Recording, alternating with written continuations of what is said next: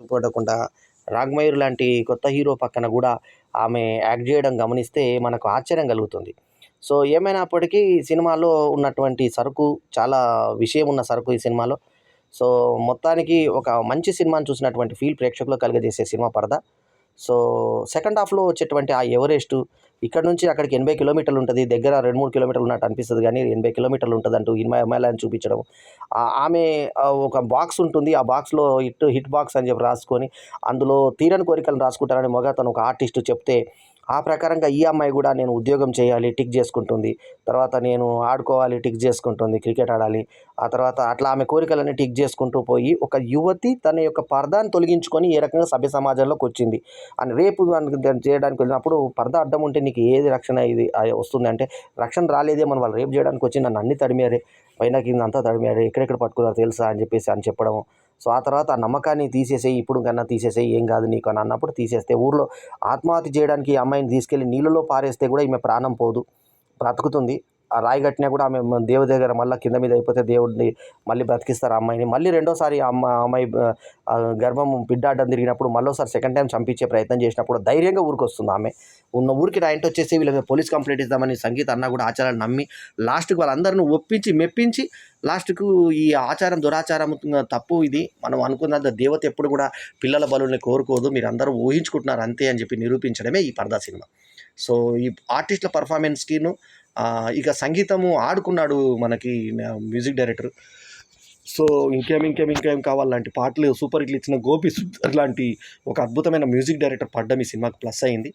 అట్లాగే ప్రవీణ్ కాంటేగుల డైరెక్షన్ కూడా యాడ్ అయ్యి ఒక మంచి సినిమాని చూసినటువంటి ఫీల్ మనకు కలుగజేస్తుంది ఈ 'పరదా' సినిమా. ఈ వారం రిలీజ్ అయిన సినిమాల్లో ఇదొక్కటే కొంచెం స్ట్రాంగ్‌గా కనబడే సినిమా. 'మేఘం చెప్పిన కథలు', 'ప్రేమ కథ' లాంటి సినిమాలు పక్కకున్నా కూడా ఈ పోయిన వారం పెద్ద సినిమాలతో పోల్చుకుంటే 'వార్ 2' ఆ తర్వాత 'కూలీ' లాంటి సినిమాల మధ్యన వచ్చిన ఈ సినిమా తనకంటూ ఒక స్టాండర్డ్ క్రియేట్ చేసుకుంది. ఓపెనింగ్స్ లేకపోయినా ఈ సినిమా నిలబడే అవకాశాలు మెండుగా ఉన్నటువంటి కంటెంట్ ఉన్న సినిమా 'పరదా'.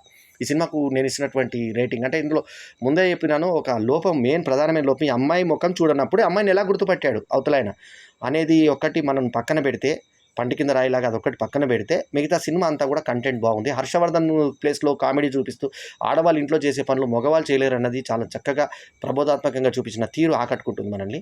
ఓవరాల్‌గా ఒక మంచి సినిమాగా బలగం సుధాకర్ రెడ్డి లాంటి మంచి ఆర్టిస్టులు పడ్డ ఈ సినిమా ఒక పల్లెటూరు వాతావరణంలో ఎలా జరుగుతుంది, వాళ్ళ ఊరిలో ఎలాంటి ఆచారాలు ఉంటే, పరదా ఉంటే ఎలా ఉంటుంది అనేది చూపించారు చక్కగా.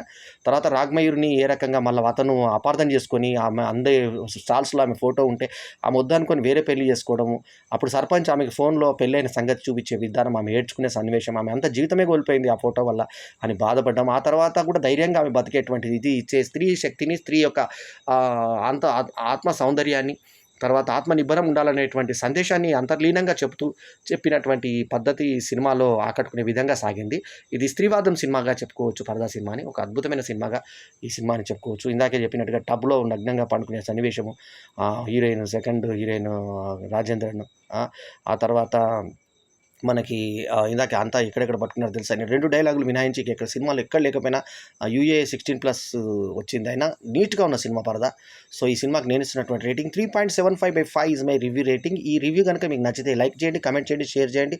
మా ఛానల్‌కు తప్పకుండా సబ్స్క్రైబ్ చేయండి. ఎల్లప్పుడు మీ ఆదరాభిమానాలను ఆశించే మీ ఆల్రౌండర్ స్టార్ భల్యం వేణు మాధవ్. నమస్తే. జై హింద్.